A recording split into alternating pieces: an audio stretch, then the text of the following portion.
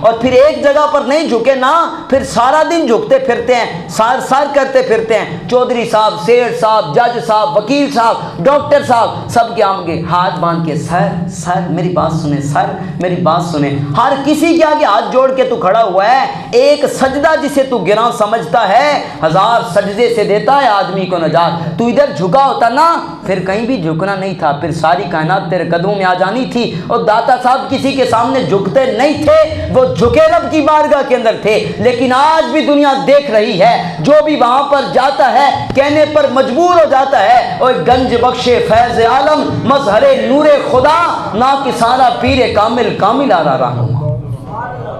खालिश के रसूल के नारे लगा लेना और नमाज एक नहीं पढ़नी। मेरे नबी फरमाते जुइलत कुर्रतु ऐनी फिस्सलाह, मेरी आंखों की ठंडक नमाज है। जिस नबी से मैं प्यार करता हूँ उस नबी की तालीमात ये हैं। और सहाबा कहते हैं हम जिसको देख लेते थे ना कि वो इशार फजर की नमाज नहीं पढ़ता, हम समझ लेते थे बंदा मुनाफिक है। और मैंने कहा यार जो बंदा 2 नमाजें नहीं पढ़ता था, सहाबा उसको मुनाफिक समझते थे, तो जो 5 नमाजें छोड़कर बैठे हैं, अगर सहाबा हमें देख लेते तो हमें क्या समझते? तसव्वुर कीजिएगा। कहते जी टाइम नहीं मिला। और मैंने कहा टाइम की बात नहीं है, तुझे बुलाया ही नहीं गया।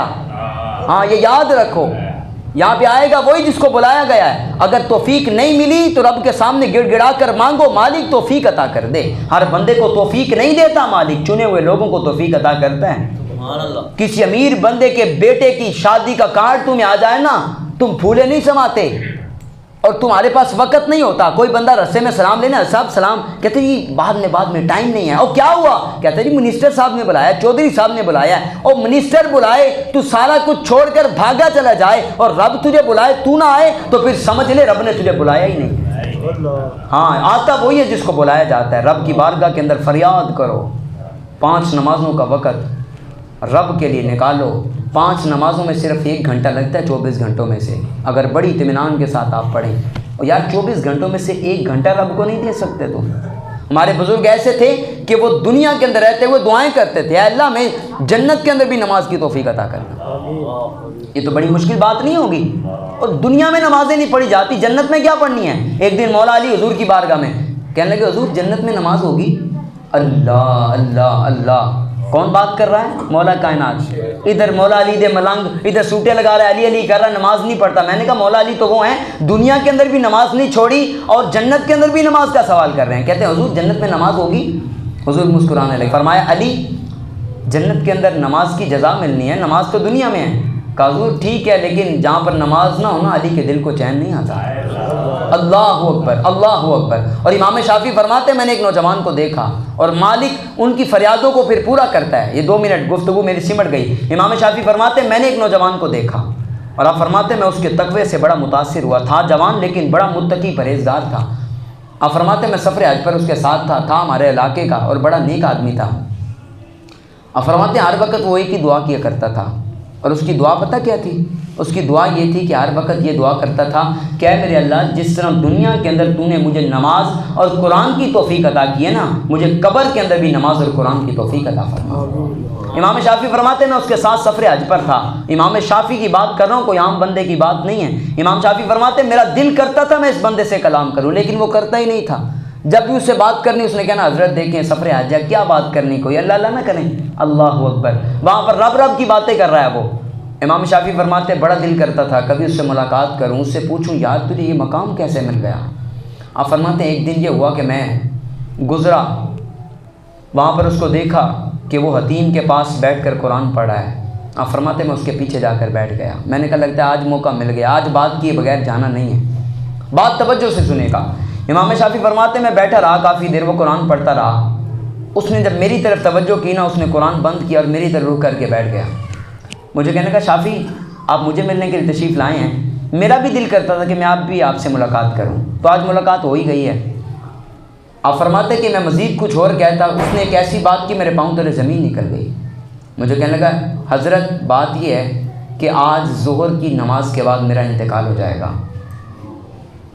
और हुजूर ये चंद पैसे हैं ये ले लें और मेरी तजहीज़ तकफ़ीन का इंतज़ाम कर दीजिएगा। इमाम शाफी फरमाते हैं मैं अगली कोई बात करता उसने मेरे चुप करा दिया। कहने का हज़रत बस बात ख़त्म। अल्लाह अकबर। इमाम शाफी फरमाते ज़ोहर की नमाज़ उसने मेरे साथ पढ़ी, मैं हैरान था, ज़ोहर की नमाज़ मेरे साथ पढ़ा है। जिस वक्त मैंने नवाफिल अदा कर ली आखिरी और मैंने सलाम फेरा, मैंने देखा वो ज़मीन पर लेटा हुआ था। और आप फरमाते मैं उसकी तरफ गया, उसकी ज़ुबान से जो कलिमा अदा हो रहा था ना, उस कलमे की आवाज़ दूर दूर तक गूंज रही थी। आप फरमाते मैं आगे गया और वो दुनिया से रुखसत हो गया। मैंने तजहीज़ तकफीन का इंतज़ाम किया। फिर क्या हुआ? आप फरमाते फिर क्या हुआ? आप फरमाते दोबारा मुझे सफ़र हज का मौका मिला और वहीं पर एक और जनाजा उठा। आप कहते हैं उसको जन्नतुल माला के अंदर दफन कर दिया गया। एक और जनाजा उठा। आप फरमाते इत्तेफाक से मुझे जनाजा पढ़ने की सादत मिली। मेरे दिल के अंदर ये ख्वाहिश थी, यार देखूं, मुझे पता तो चले ना। वो दुआएं बड़ी करता था, ऐ अल्लाह कब्र के अंदर नमाज और कुरान की तौफीक अता करना। उसको तौफीक मिली है कि नहीं मिली? आप फरमाते मैं बड़ी कोशिशें करता रहा कि काश इस रात से पर्दा हट जाए, मैं देख लूँ। आप फरमाते दोबारा किसी का जनाजा वहीं पर हुआ। आप फरमाते मुझे भी तौफीक मिली, मैंने भी जनाजा अदा किया। इत्तेफाक से वो जो नई कब्र खोदी गई थी उस नौजवान की कब्र के साथ थी। आप फरमाते कब्र को खोदा गया ना, मैं पास पहुंचा तो उसकी कब्र की दीवार एक तरफ से गिर गई। लोग देख रहे थे। कहने लगे हज़रत बताइए क्या करना है, आप आलिम हैं, आपने आगे बढ़कर जो करना है आपका काम है। आप फरमाते लोगों रब की इज्जत व जलाल की कसम, मैं आगे हुआ ना तो मैंने देखा वो नौजवान कब्र में बैठकर कुरान पढ़ रहा था और मेरी तरफ देख कर कहने लगा शाफी देख लिया ना, और ये कब्र की दीवार कोई नहीं हटी, ये तुझे दिखाया गया है, अब देख लिया ना, अब किसी को बताना ना, मजमा इकट्ठा हो जाना है। आप फरमाते खुदा की इज्जत और जलाल की कसम सारी ज़िंदगी ये बात मैं भूल नहीं सका। और खुदा की कसम जो बंदे हुजूर के हो जाते हैं ना, फिर मालिक उनको कब्र के अंदर भी कुरान और नमाज की तौफीक अता कर देता है। आप फरमाते ये बात ऐसी थी, सारी ज़िंदगी मैंने इसको याद रखा और इसलिए खुदा के लिए नमाज की पाबंदी करें, कुरान की पाबंदी करें।